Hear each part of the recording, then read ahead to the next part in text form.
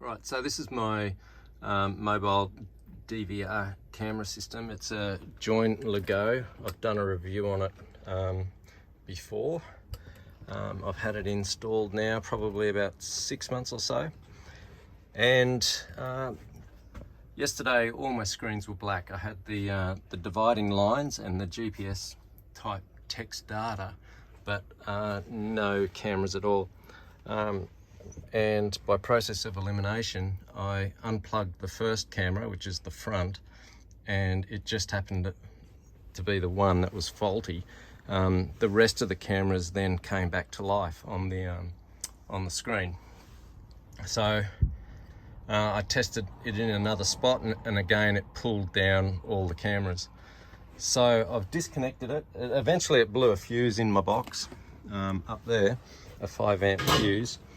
So I've just pulled one of these cameras, the front camera, apart. It's pretty tricky to undo them because they're just jam-packed full of silicon, and basically it acts like a glue. So I've cleaned back the silicon from the 3 wires. You've got your positive, ground, and then a yellow signal wire, or white. And to establish where the short was, I thought it could be in the wire and back at the plug, because I did clean this van the other day, or it could be in the actual unit, the module. So I've disconnected it, and I've tested. I was shorting out across the positive and negative. So I've tested the positive negative pads on the PCB, and I still get a short. So the cable's fine, and the actual unit is dodgy.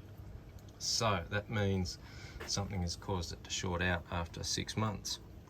So I pulled off the rest of the silicon, which houses it like so inside the ball, and I've just pushed it through.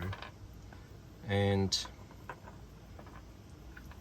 fortunately they used some white silicon to literally glue the lens onto the PCB and the circuit board.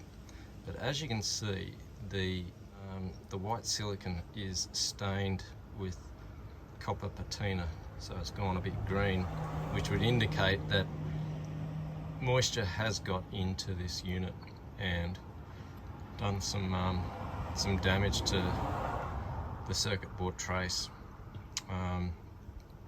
It's possible that this could actually be revived if I could find where the problem was, and maybe just simply dry it out and clean her up.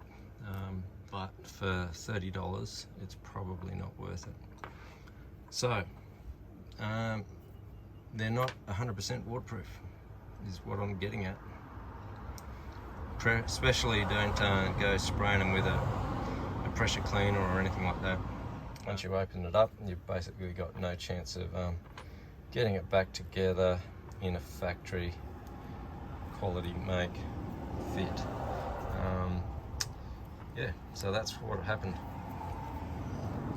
So I'm down one camera, but it was a good exercise. It made me redo my wiring, which was actually a whole bunch of dodgy plugs. This was also not contacting the other connector, so I've gone with something a little bit simpler and quicker to disconnect and all that sort of stuff.